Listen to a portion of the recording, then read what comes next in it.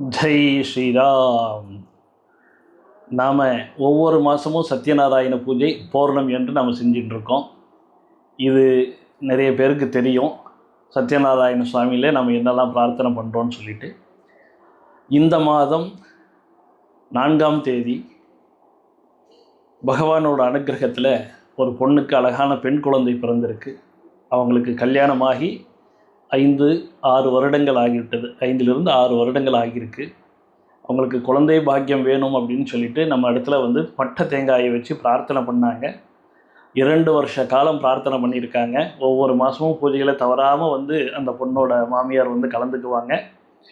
அப்படி கலந்துக்கிட்டதுனால பகவானுடைய அனுக்கிரகம் சங்கல்பத்துக்கும் பணம் கட்டி தான் கலந்துட்டு இருந்தாங்க அவங்க.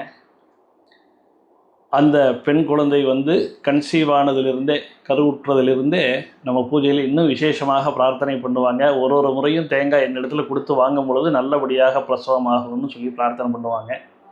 பகவானோட அனுக்கிரகம் நல்லபடியாக பிரசவமாகிருக்கு. அழகான பெண் குழந்தை பிறந்திருக்கிறது. இப்படி யாருக்கு எந்த பிரார்த்தனையாக இருந்தாலும் கூட நீங்கள் நேரில் கலந்துக்கங்க. எப்பெல்லாம் உங்களுக்கு முடிகிறதோ அப்போல்லாம் நீங்கள் பௌர்ணமி அன்னைக்கு இந்த பூஜையை தவற விடாமல் கலந்துட்டேனாக்கா பகவானுடைய அனுக்கிரகம். வாழ்க்கையில் எல்லாருக்கும் பல கஷ்டங்கள், பல பிரச்சனைகள் இருக்குது. அது எல்லாம் சத்யநாராயண சுவாமி நிவர்த்தி பண்ணி கொடுப்பாருன்னு சொல்லிட்டு பிரார்த்தனை பண்ணிக்கிறேன். ஜெய் ஸ்ரீராம்.